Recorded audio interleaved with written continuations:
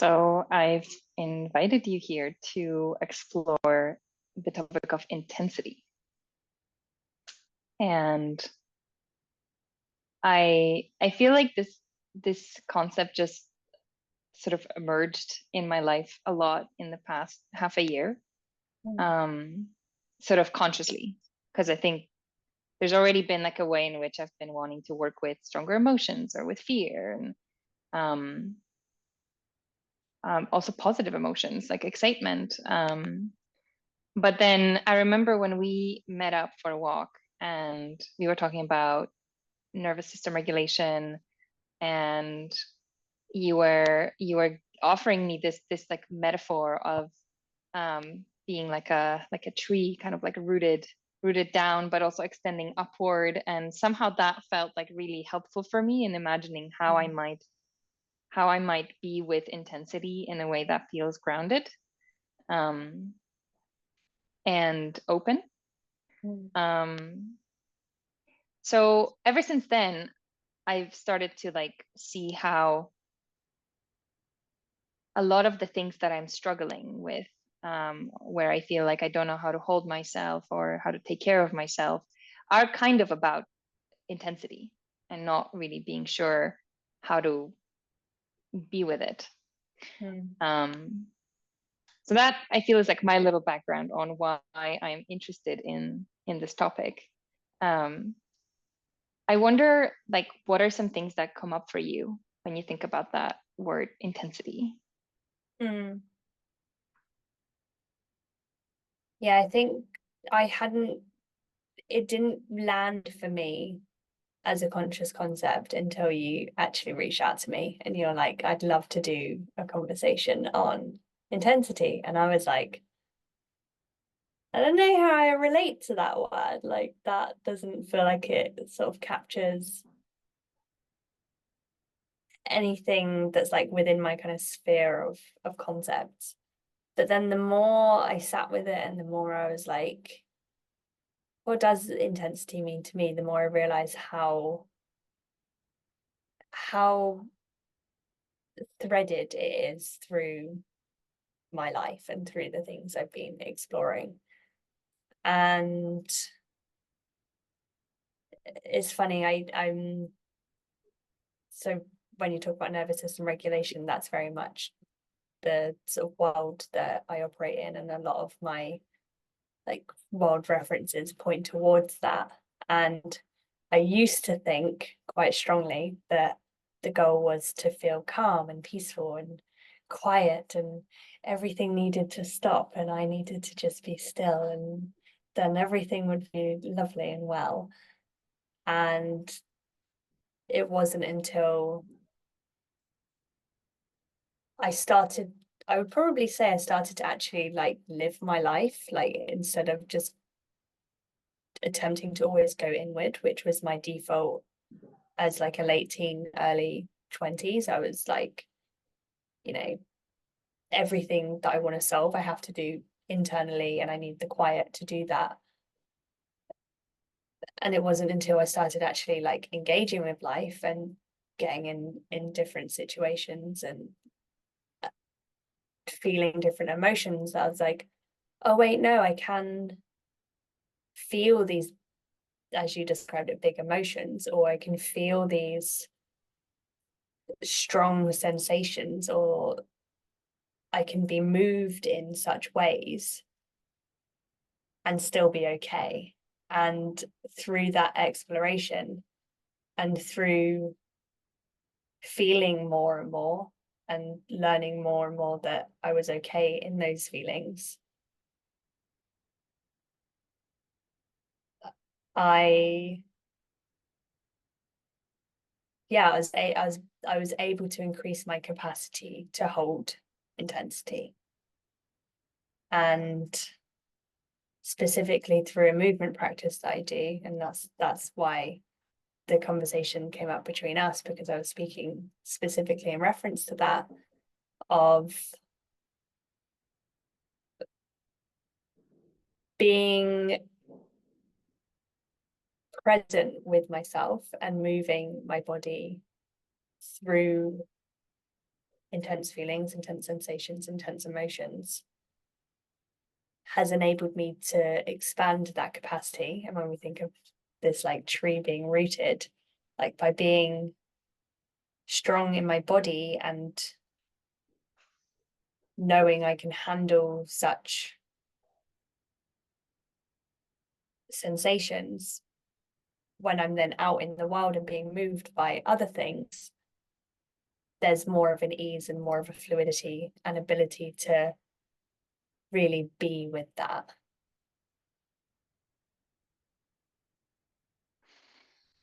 Mm.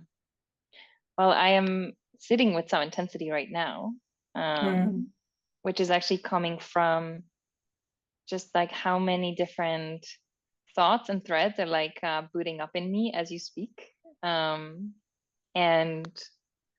there's like a little bit of an overwhelm of like, well, which path do we go down?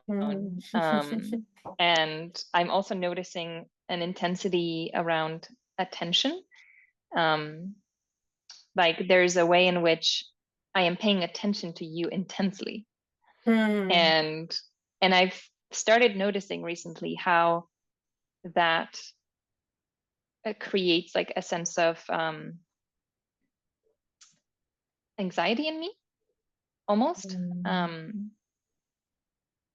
Yeah, and it's interesting because maybe this idea of like letting my attention wander around a bit more freely would like feel somehow wrong in the context of like I'm holding space for this conversation and I'm listening to you and so I'm just like I don't know, there's something that I've been trying to explore around how maybe the intensity itself is not a problem, but it's more almost like that state of feeling it coming and resisting it, or not knowing how to hold it, or being like afraid of it, where I feel like physically the worst. It's sort of like around the intensity, like ways of like being with it, and the different parts of me who have different beliefs and opinions about how I should be, that are sort of making intensity a problem. And yeah, and I guess I'm just feeling a little bit more relaxed even just talking about it here now. And I also have some curiosity whether you're experiencing any intensity right now. Yeah, so many threads that I wanted to pull on that. The intention, I could feel as I was speaking that like my attention was narrowing. So it's like, oh, I need to like talk about the intensity instead of like broadening it out and relaxing into it. And I really relate to the piece around like it's almost like a protective mechanism that comes in when intensity is experienced.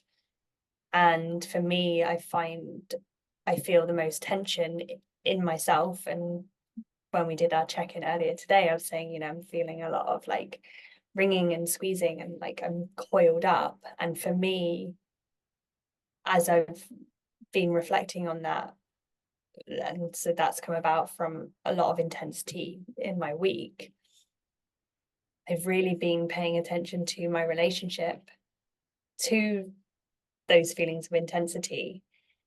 And I've certainly come a long way from where I used to be when such intense feelings would come up. And it was like, as soon as there was any intensity, I would just shut down. I would be like, I can't do anything. Like I'm not engaging with life. I'm like, I just have to shut the world out, cancel all my meetings, like, you know, just disengage from like communicating with people, have a really strong narrative of like, I can't do it, I'm not gonna be able to do it, this is too much, like everything's overwhelming. And I've come a long way since that, but there is still a tension that gets kind of like enclosed around the intensity of like, this is too much to feel, like I can't feel this. And there's a curiosity around like what is that, like what is the thing we're attempting not to feel. And I think you made an interesting point about like the attentional piece, and I think there's a really interesting thing there. I can't quite see how it relates to intensity yet, but that feels juicy to me, of like what does happen when we allow our attention to like expand outwards, and instead of like narrowing in and like staying there. And I think when we get into a certain state of intensity, we kind of perpetuate that, and we keep narrowing in, and everything becomes really like tight and taut. And what if we just like expanding that out?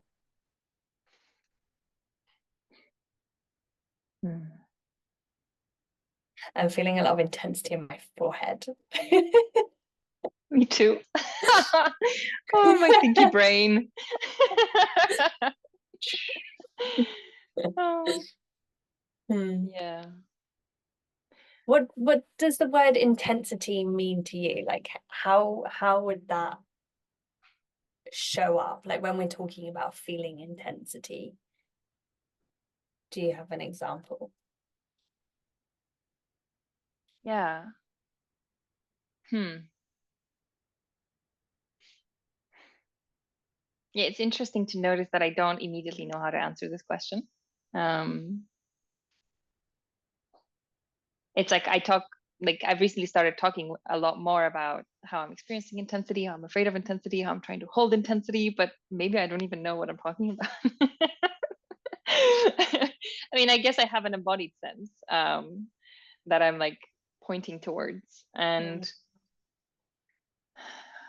a lot of it feels like sort of here in this part of my body.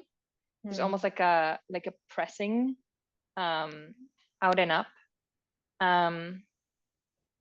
And I sometimes get this image of like there being some sort of arbitrary container around me that is defining like how much I can experience, like what's the intensity level that I can take. And I think sometimes it is rightfully there, like what you spoke about with just, noticing like what you have planned and being like, this is too much. Like, I think this can be like a sudden like disconnecting, but also I guess there's some wisdom in that, like, oh yeah, like I have this much and this is this much. But I also feel like a lot of what I'm experiencing this container as is some kind of a sense of like what's appropriate, what's allowed, what like normal people do and feel. And those are the bits that make me sad, like make me want to think a little bit also about the culture that we live in, and like where along the path of my development have I decided that like this is the container. And I feel like right now what I'm describing as is mostly what I associate with like kind of expansive intensity, like the one that wants to like come up and out, and it's like positive things like excitement, like ecstatic feelings, like expression. And then I think there's also another kind of intensity that feels more connected to fear and anxiety, and grief, which does not feel like so outward facing. But how does it feel? Yeah, I don't know. It feels a bit more like here. And you said something about kind of like the like spinning feeling, or like the yeah, sometimes like a buzzing or like a scrunching, and it's like more here in like the central channel or something. And all those are kinds of intensity that I feel like I've been experiencing more of, because I guess on some level I'm wanting to allow it more. But it also means that sometimes they arise before I know how to be with them. And then that often creates like a layer on top of it of there's the thing itself, and then there's the intensity about it. Mm.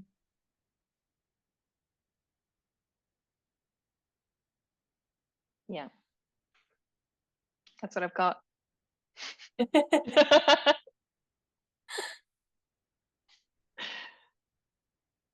Yeah, it's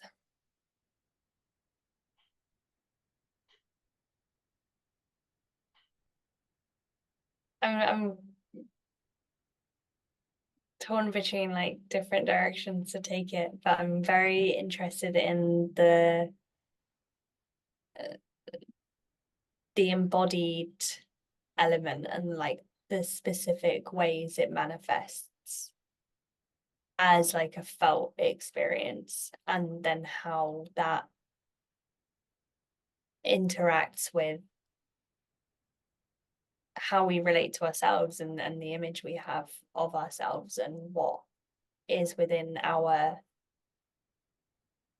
capacity. And I'm reading a book at the moment called The Courage to Be Disliked, and it's by, have you read it? Some, Yeah. not all of it, but yeah, I read some. I'm like, if like this feels like a book that completely sums up my implicit understanding of the world and has made it explicit. I'm like, oh, great. Yeah. um but in that he talks a lot about how we want we create the we create ourselves, like how we relate to ourselves is how we then continue to exist in the world.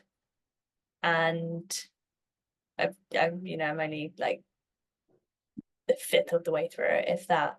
So I'm sure there's more depth and nuance to this, but there's like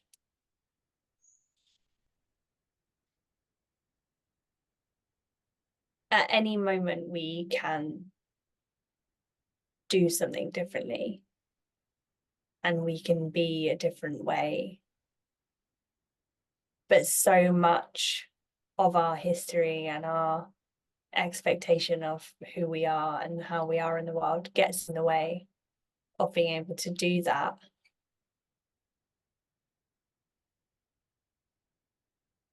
And I think it takes a lot of courage to just one moment be in one state and then the next minute say, actually, I don't want to feel like this. And we make it so complex. And so I don't say that in a way of like, in an attempt to kind of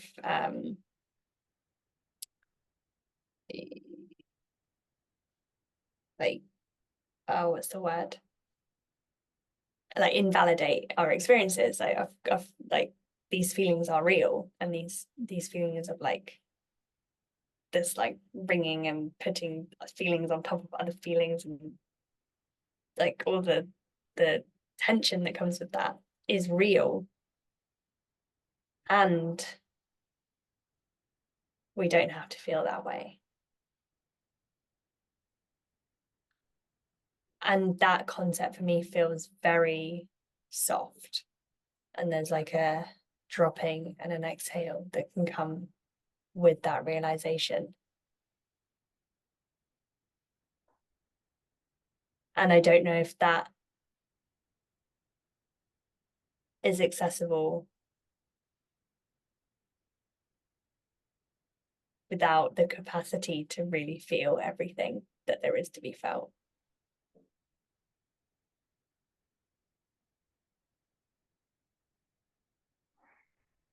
I notice myself taking these exhales whenever you speak about something like opening or exhaling. And it feels really nice. And what you are sharing brings me to like an anecdote, I guess, that I have, which feels related. Well, maybe the context for this is I was taking part in the nervous system mastery course that you are running with Jonny, and there was this one chapter there on emotional regulation where Jonny introduced that exercise of somatic surfing, where I think in the recording he says that like these emotions, these like impulses that arise, if we just like let them come up and pass, they usually take 10 to 20 seconds. And a part of me was a little bit like resistant or something to like taking that in, because I've been developing like a practice around processing my emotions, like really being with them for like an hour or something. And and then I remembered there's this idea from I think Emily Nagoski that like emotions are like a tunnel, that they have a start, a middle, and an end. Um, and yeah, and somehow I really am drawn to this idea that this could like take 10 or 20 seconds to move through the tunnel. Um, but also there are parts of me that are attached to it not going this fast. You know, like sometimes I have an intense emotion and I kind of want to keep on having it for some reason. Even though I could, you know, lie down, breathe, and let it move. Um, so I see you're lighting up. So I'm curious what's coming up for you. But that's like a thing I've been noodling on. Yeah. And it's like, why do we do that? I've experienced that so many times when I'll be in like a certain emotion or a certain state, and like I'll be fighting with myself because I'm like, you don't have to feel like this. Like, just let this move through you, allow it to be there. And it's like almost that we don't want the other thing. We don't want what could be on the other side of that because we're so identified with, well, I know this is familiar. I know how to feel like this. I know how to relate to myself and the world from this place. I can't let go of that. And that specifically is a narrative I find myself in when I'm in certain states of, well, yeah, I could like not identify with this, or I could not feel, I could allow this feeling to move, but then what would I do then? Yeah. And like similarly, I'm just thinking, what if I just considered myself a person who is skilled at holding intensity? Like, what are the consequences of adopting this new belief that's like empowering, but maybe also somehow scary in a society where we don't display intensity very much? Um, so maybe actually it is somehow serving me and helpful to consider myself someone who cannot do it well, even though I probably am actually holding it better than an average person already. and I and I'm sure the same is true about you, just because we're like attending to this question. And when we do that, we have to take responsibility. And that's a hard thing to do. Yeah. What comes up around that idea of responsibility specifically here? Yeah.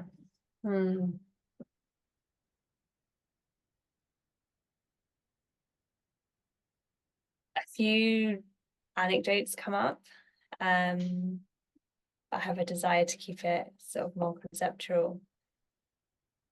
I love anecdotes. I love sort of like just bringing it in and then be like, oh, that's how it Okay. connects. So we can try. Yeah. So the specific thing that comes up for me is when I think of one of my family members, and they exist with a lot of dysregulation and a lot of unhappiness, a lot of stuckness in their system and in their lives. And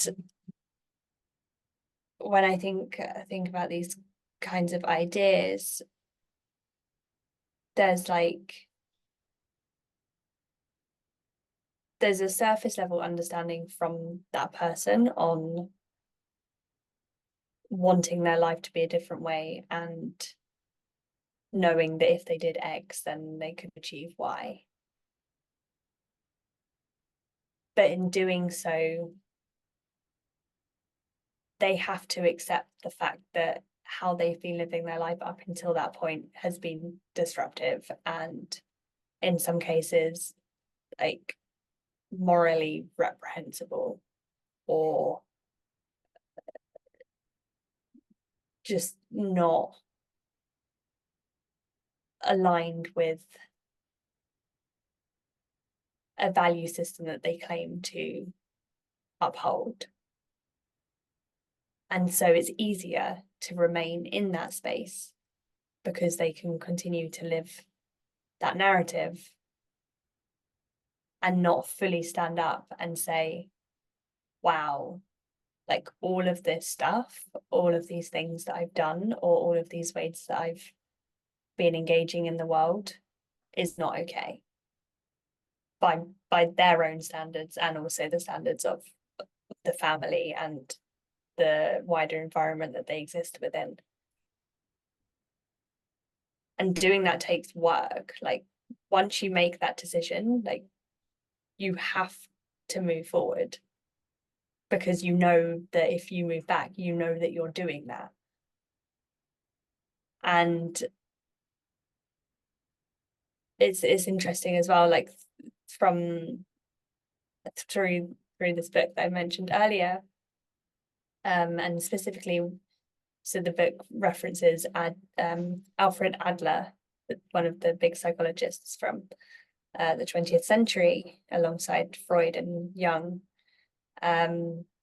is this idea that we develop an identity through childhood, and if we let go of that identity, then we're no longer going to get the attention from the family or the system that we have known up until that point. And in doing so, we have to accept that we have become an adult in the world. And that's scary. That's terrifying. Because then everything is on you.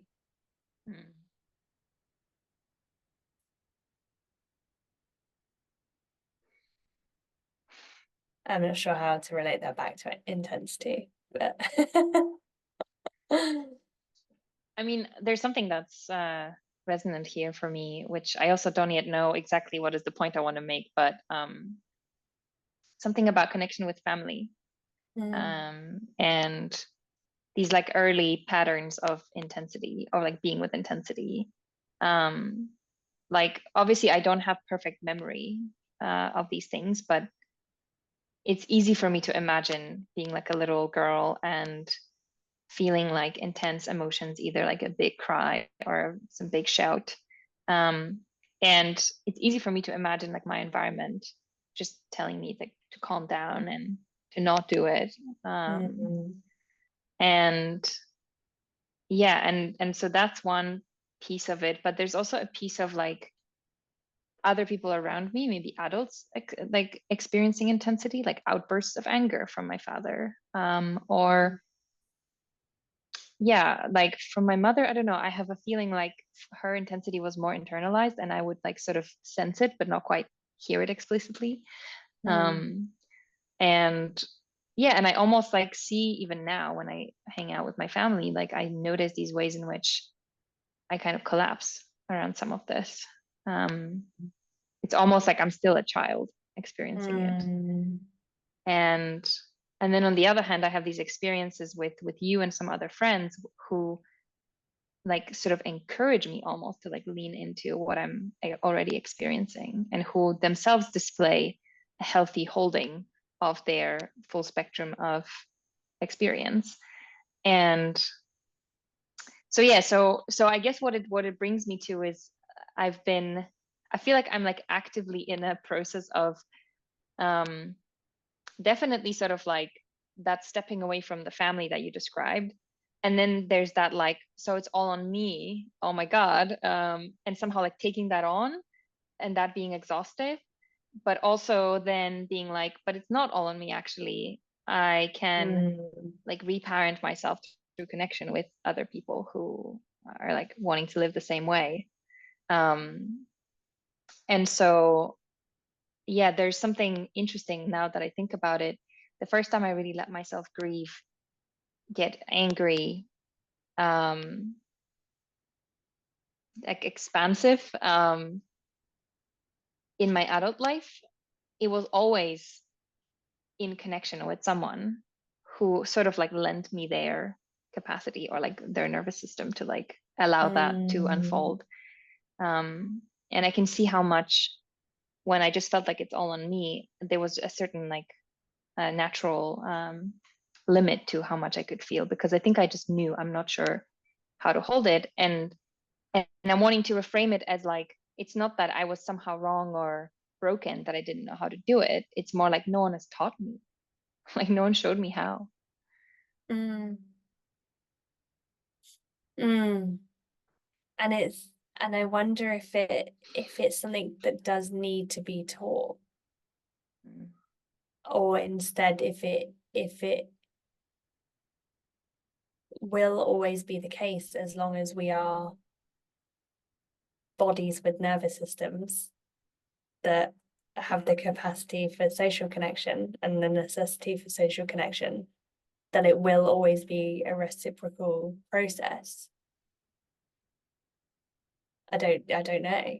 Like, Yeah. can we really learn how to be a self-sustaining individual that deals with all of their own emotions before being able to be in a relationship with other people? I don't think so.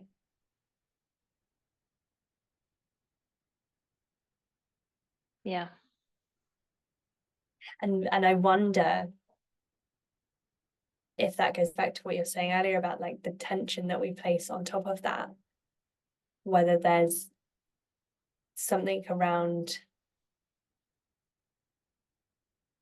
the inner suppression that we do of that intensity in order to protect the people around us.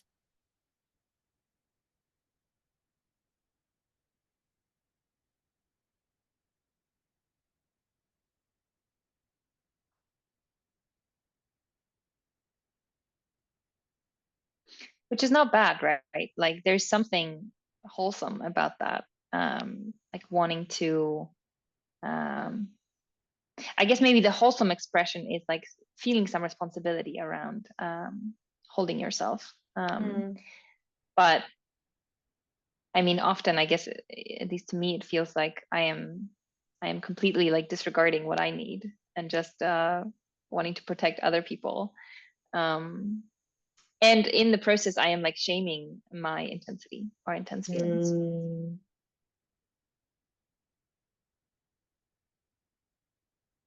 Do you have a specific example of where it's gone either way? So either you've felt intensity and suppressed it in order to maintain the relationship or the dynamic, or times when you have been able to express it and it's led to a positive or connective experience?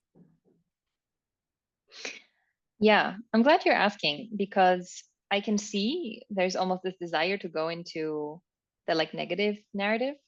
But I think actually, if I check in with myself about the like recent times, I think most of the time it has led to connection, which in the least is my connection with myself, right? Like I'm not suppressing what I'm experiencing. Like I've even started just like walking on the street with my mom, and she says something that gets me angry, and I notice that I'm like playing around with just like making a loud sound, like a grunt or something. And that feels like much better than getting defensive. And also she doesn't really seem to think I'm crazy. She's kind of like laughing, and um so that's one thing that comes to mind. And then there's one experience I've had recently that felt really like hope giving, because the area around like holding intensity that I feel the least like easeful around is with fear. Like I just see a lot of fear, and it often ends up getting me quite frozen. And I recently went to a craniosacral therapist, and basically a lot of the session just looks like she's holding her hands on my ankles or on my shoulders, and she's sort of listening to like subtle movements in my body. And the idea is that she's trying to sort of adjust based on what she's feeling to create more symmetry and balance in my system. I still have some skepticism, but like I did have an experience that felt really potent, which was around like 20 minutes into the session. I just suddenly felt like a wave of intensity arise in my whole body. And I spoke out loud like I'm feeling scared, and I almost noticed myself starting to like withdraw and want to like stop the session. And she basically like she held steady, and she was like, well, how about you try to return to the place in your body where you feel pleasant. And I was like, and I was kind of like resisting it, but also I'm like, that clearly seems like a good thing to try. And so I sort of like tried, but I was still like feeling the intensity. And then I realized that as I stayed with it, it was like the sensation itself. I don't know if it was fear, but I had fear in response to the sensation and its intensity. And then she sort of just she like didn't change. She just like told me to come back to my like pleasant place again. And I slowly started like relaxing, and it just moved. And it reminded me of the 20-second thing from Jonny that I was sharing earlier. And I was like, was that the first time that I have like held fear just for what it is, rather than like making a whole spiral out of it? And I was like, that actually gives me hope. Like if that is possible, if I act internally like she did with me, with the calmness and the just wait, maybe this can be easier somehow. Yeah. It makes me think of the role of the parent in early life is to be that, not necessarily the parent, maybe that puts too much onus on parents, but the role of adults in children's life. And that doesn't necessarily have to be one adult. It could be the community, not even just the family unit, is to hold intensity. And when I think of my own childhood, it's similar to what you were sharing, is that there was not space for my intensity. It was like I thought the way you framed it earlier had so much compassion in it, of like, I don't have an explicit memory of this. My feeling around it is, or I have a feeling that based on the information I have today and the interactions I have today, that there wouldn't have been any capacity to hold, because there was so much intensity in my mum's life. She was a very young mum, and her life was, from what it seemed, very intense, very unstable, very unsupported and unmoored. And I just have this feeling of having to internalize all of my intense emotions, and there were a lot because I had so many intense early childhood experiences as well. And I just know that there wouldn't have been anyone holding my ankles and saying, what if we felt something pleasant, or what if we just felt this and it's okay. Yeah. And there's a grief in that. There's a sadness that so many people go through life feeling that they have to be the one that manages it, or that they don't have the capacity to hold intensity.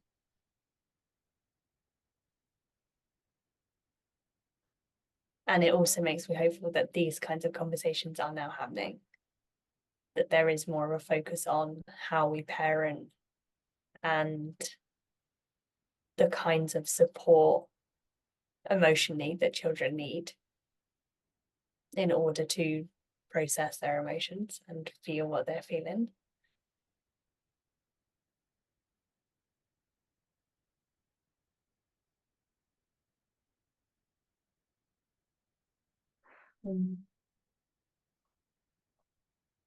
Yeah.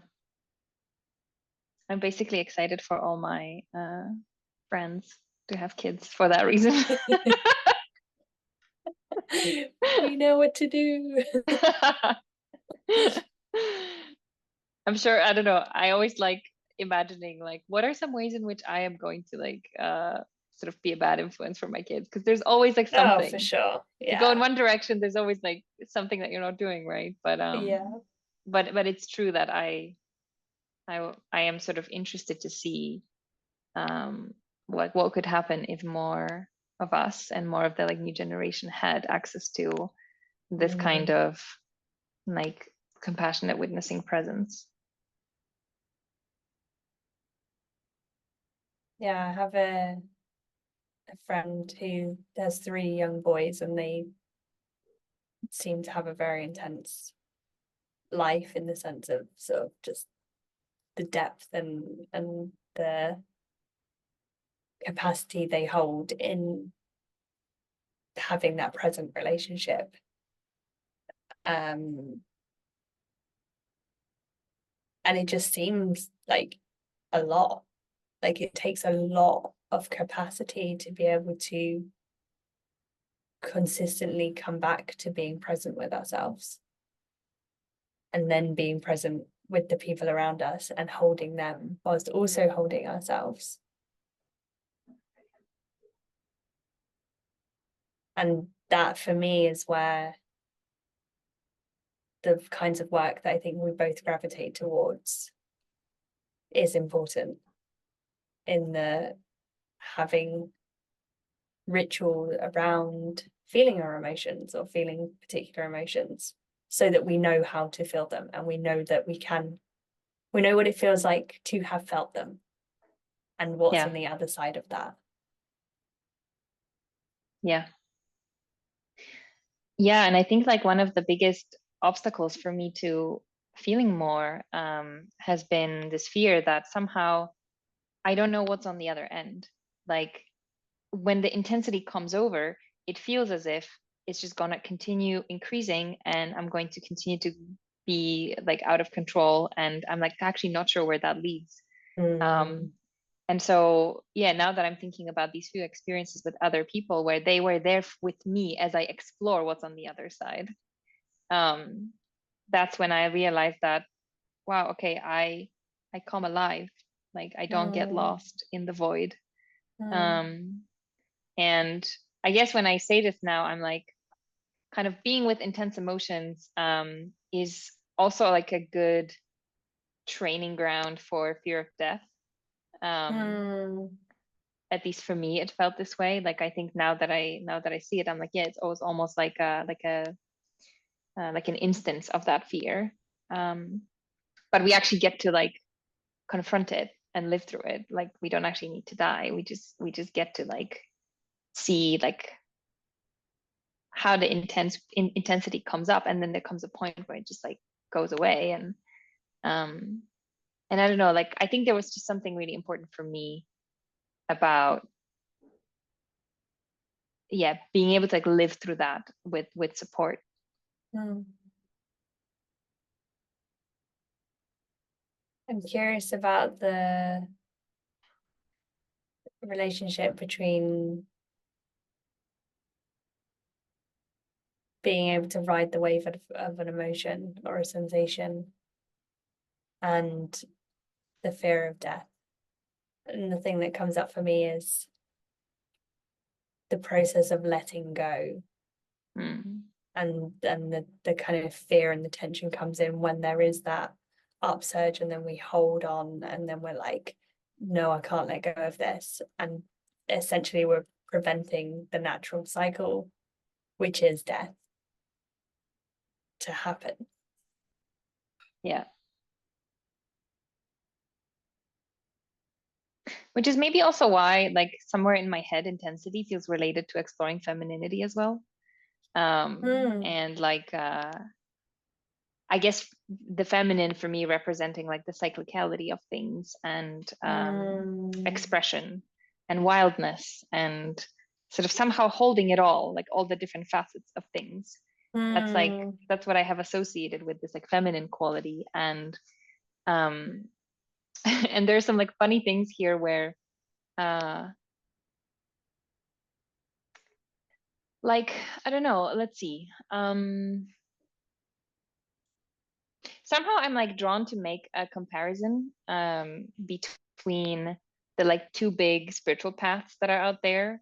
Like one being the more like contemplative, kind of like Buddhist, a lot of like stillness and silence, and insight. And then the like the tantric path, which feels like more experiential, more just like throwing yourself into the fire of things and like surviving and like learning from that intensity. And I once heard, like in the topic of wisdom, I heard that there were some spiritual teachers in the past who were specifically attributing like the idea of like crazy wisdom to like the more like experiential path, because it can sometimes look like you're going a bit crazy when you're actually letting things move through you. And I see myself drawn to that, and at the same time I see myself like still quite affected by the labels that we have for people who don't act normal. And so I'm seeing this currently as like one of the like frontiers for me in working with intensity. Like, can I not prematurely label myself as crazy or mental as I'm exploring these states? And is there a risk also there? Yeah, that question has been alive for me as well, of like, are we creating the, like, when I think of such spaces or such practices that are all about like catharsis and like letting all of the wild out, there is a part of me that feels that that's healthy and that's how we're meant to move. And then there's another part of me that feels wary and has a lot of resistance to this idea of that in itself can to me feel like it's dissociating away from the actual feeling, and it's creating like a performance around feeling. And I've still not quite figured out for myself where the nuance and what is, and like you said, like the risks that are inherent within that. Like, can you go, like, where does actual like mental where do mental disorders actually feed into this, and what should we actually be concerned about, and what is a natural, healthy expression of our humanness and the conditioning piece that comes within that, of these are the ways that we behave in society, and we stand straight and we look up, and but where are those things helpful and necessary in order to function as a society where we need to cooperate and collaborate with other people and act in predictable ways, so that we don't, you know, just suddenly have this outburst and then the person that you're with is like, I don't know what you're going to do, like, what is this? So there's like so much nuance in how we behave and interact with one another. I also feel called to share an anecdote when you're talking about the feminine. And I don't quite know the specific point to make, but I feel called to share that. So you and I first really interacted with the women's group that you started. And that first session that we had, there were maybe 7 or 8 of us on the call, and I knew that was coming up and had a lot of resistance. I really didn't want to do it because I knew doing it would require me to feel and to be present with myself and to actually show up. And I didn't feel like I was in a space where I wanted to do that. I'd just flown back to London from the US for a very quick trip in London for an interview. So there was a lot of kind of intensity in my environment, a lot of movement. And the idea of sitting on a Zoom with strangers was like, oh, I just don't want to do it. And before that, I'd been feeling very like this constriction feeling. And I could see I wasn't in a good space. And I went home, or back to where I was staying at the time, and I just knew that I had to move. And thankfully, that's very embodied in my practice by now. And I have a strong sense of, okay, I need to move. Like, that's the only thing that's going to help this right now. And so I got on the floor, got on my hands and knees, and I just started letting my body move. And I was wailing, and so much sound was coming out of me. And I cognitively, I had no idea. I was like, I don't know what this is about. I have no attachment to what this is. It's just moving through me. And there was a very small moment when that was happening, when I was like, holy shit, I'm going insane. I'm actually going insane right now. And I felt so disoriented. I didn't know how to relate to the experience that I was having. And I trusted to just move through it because I've had similar experiences in the past. And I went and I reached the peak, and then I came down, and I felt so calm and so grounded. And I remember I was just crying and crying and crying while I was moving. And it was like, this is never going to end. I'm just going to be crying for the rest of my life. And then I came out and I was like, oh, yeah, okay.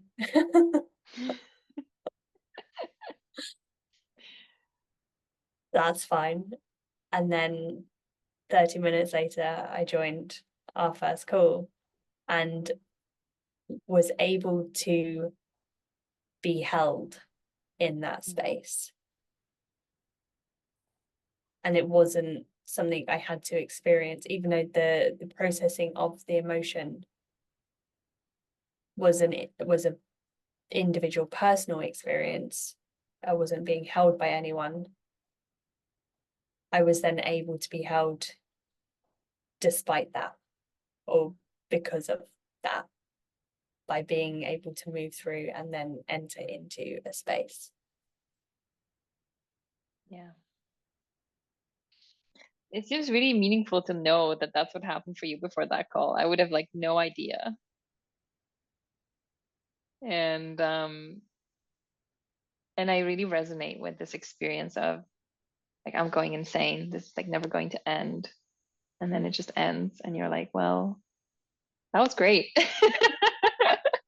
I feel much better now. um and it's fascinating for me that often in those releases there's just like a lot of insight. There's just like a lot of like clarity about like what's actually going on. And I guess sometimes there also just isn't like any specific thing. It's just it feels as if something that was stuck just had to get unstuck. And then things can flow again. And yeah, it's like interesting how right it feels on the body level for me. Like every time that I go through a release like this, I just feel it feels really nice and alive. But then yeah, there's this like question around like who else does this? Like who else feels like deep grief and is like laughing the next moment? Like am I crazy? Children. Right? Exactly. Yeah.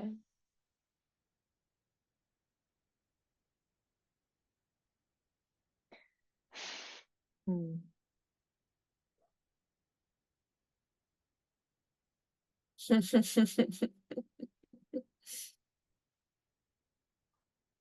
What's coming up for you now? I'm noticing a desire for your direction. There's a part of me that's wondering, oh, what time are we in? Like, where are we in the conversation? How do we wrap this up? Yeah. And yeah. Well, that's good because I was thinking about the same thing. I sort of feel like a desire to like bring us to a close, and there is one thing that's still on my mind, and I'm just wondering if there's something that you would feel sort of incomplete if we didn't like share here, or if it wasn't named still in this topic.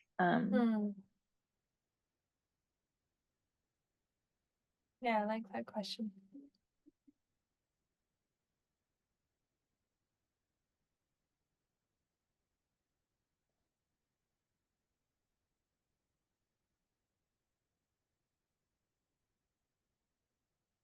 Yeah, I think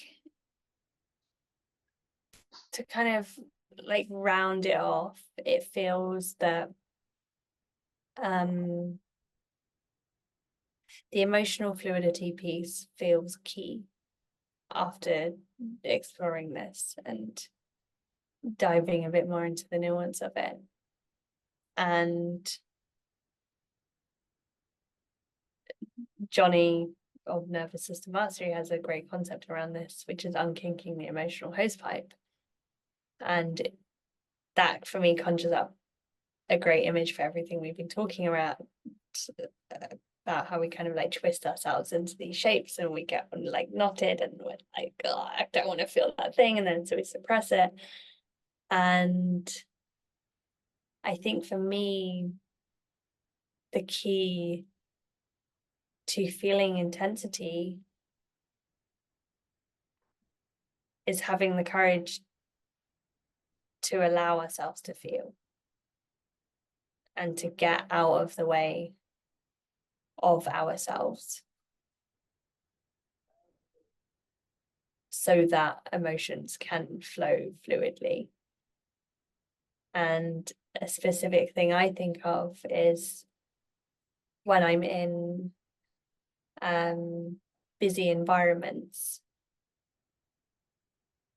I find it so much easier and more freeing and more enjoyable to just allow myself to be part of that experience and to move fluidly through it. And it becomes sticky and hard and tense when I'm like, it shouldn't be like this. I should have space and freedom and things should be like this. Instead of just having the awareness that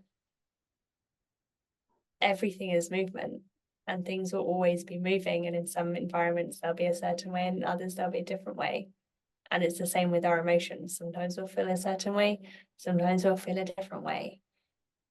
And it's just continuously letting go, letting go, letting go, feeling, letting it go, feeling, letting it go. Yeah.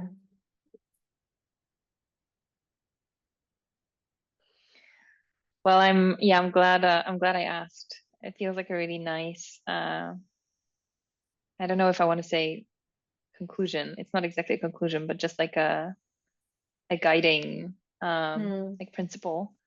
Because I feel like that is actually the hard part, to like just come back to that it could be like that. And I guess what it brings me to after this conversation is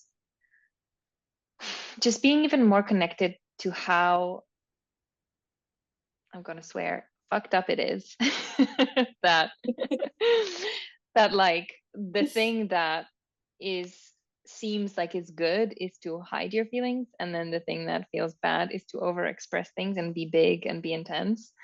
And how much when I like start to actually just like do the emotional releases and like allow more, um let more things move, like it feels that actually it's the reverse. Like it feels really good.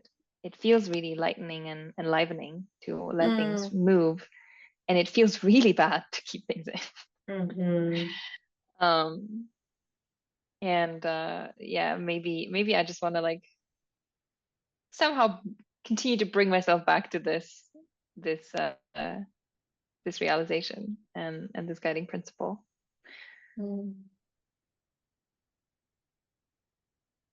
And to hold yourself with compassion as you do that. Yes. Because well, yeah, we won't always get it. And we'll, yeah. Yeah. Well, thank you. Now I have this recording to go back to if I need to remember. Yay! Yeah.